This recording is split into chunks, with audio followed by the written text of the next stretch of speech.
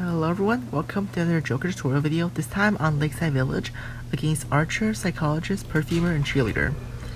So after the recent buff to 100 persona points, where we have 130 persona points now, my build is now 3 stats of palette breaking, insolence, trump card, panic, and overwhelm. In the future, I'll make a video fully dedicated to Joker's personal web, what to bring on what map, as well as against what survivors. For example, bringing Mischievous against Batter and Forward. So at the start of a game, I like to equip a Rocket Dro, the Healing Dro, only if there's a Mercenary, First Officer, or Knight, which are the 3 rescuers I can easily get a hit on. But in this case, there's only a Cheerleader to chase, so I am not equipping a Rocket Dro, as you could have seen. And also at the start of a game, I recommend collecting at least 2 infinite dashes. As you can see, I had 2 here. I used 1 for the first hit, and now I'm using 1 for the second hit. If you rush in and only collect 1, you might just have your blink forced out, which is not the best situation. I chair Cheerleader not on the close chair, but on the chair where the Psychologist is, because chairing on Cypher is a very good way to slow down Cypher progress. And after this, I also take a look at the Cyphers. I notice 1 being decoded over there and 1 being decoded very far away. So I know that these 2 survivors will likely not be coming in to rescue anytime soon. And as you can see, because I've chaired on Psychologist Cypher, she's now forced to move a long distance to decode the Cypher on Big Boat. And I take another look at the Cyphers here, they're still decoding, which means I have enough time to go pressure Psychologist off her Cypher on Big Boat, buy some time, and then collect some parts here too. I don't get a hit on Psychologist. I don't want his Psychologist here because then it gives enough time for the other 2 to come rescue. I see them, I intercept them. And here is very crucial when you're chair guarding a Smiley. You usually don't want to dash hit the rescuer. You usually want to base hit the rescuer, especially when you bring Berserker. I'm not bringing Berserker right now. But generally, saving a dash for the rescue survivor or cheerleader here is a good idea. I get a lucky hit on the Archer. Using that little area there, cheerleader drops down and goes in the water to try to avoid my dashes. But I just do a 180 and go back. She does manage to make it to the little house there, and I don't want to waste any time, so I blink her down here. Because the survivors made the mistake of letting me know that they were decoding in 2 very far ciphers, I could easily pressure Psychologist while I was chaired, meaning there were only 2 survivors decoding, and after they finished ciphers, there were no ciphers decoding because I was pressuring the Psychologist on the Big Boat. And now I can get a hit in the Perfumer and go chair to Archer, and survivors are in really bad position. While I was camping, one mistake I made was not coming back from Big Bow in time, so I didn't get a modified drill on the Archer, but it turns out to be fine because I chaired Archer here, and she couldn't self-heal anyways. So now Psychologist is on 1.5 hearts, and Perfumer is on half health, so I can now chase the Perfumer here.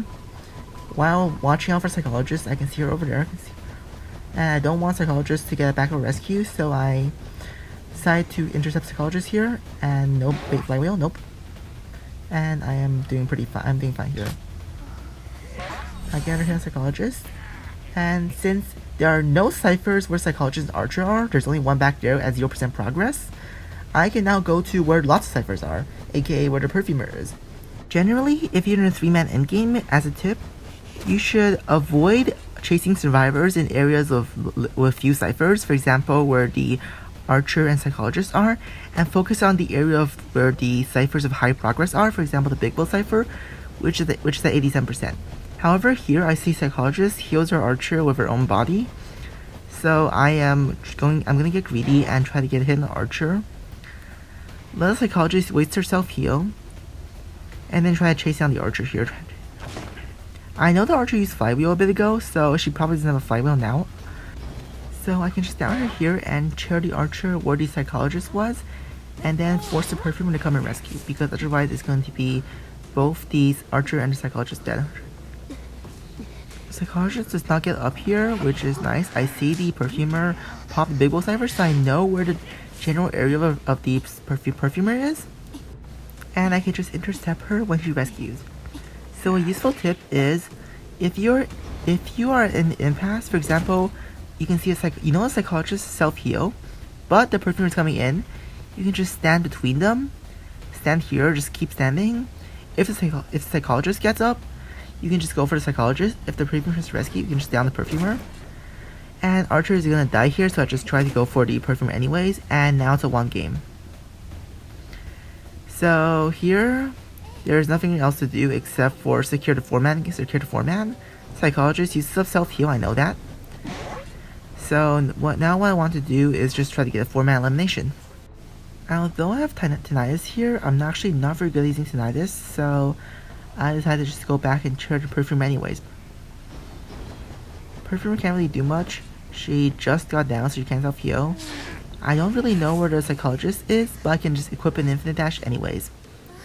So I actually don't have any infinite dashes here, but the neat thing of Clown is, if you have TP, if you trump card a TP, you can actually use your trump card, TP teleport, as a way to secure extra rocket parts. So as you can see, I teleported next to 2 rocket parts, which also happened to bait the psychologist down to come and rescue. And therefore it's my 4-man elimination. And GG, the psychologist did not flywheel for some reason. She probably could have gone more if she flywheeled. And as you can see here, the new chair stun thingy stuns you for 10 seconds. If you hit the chair again, it's a 15-second stun, which I could not show here, but NetEase did this to prevent hunters being toxic. Thank you everyone for watching. I hope you learned something from this video, and have a nice day everyone.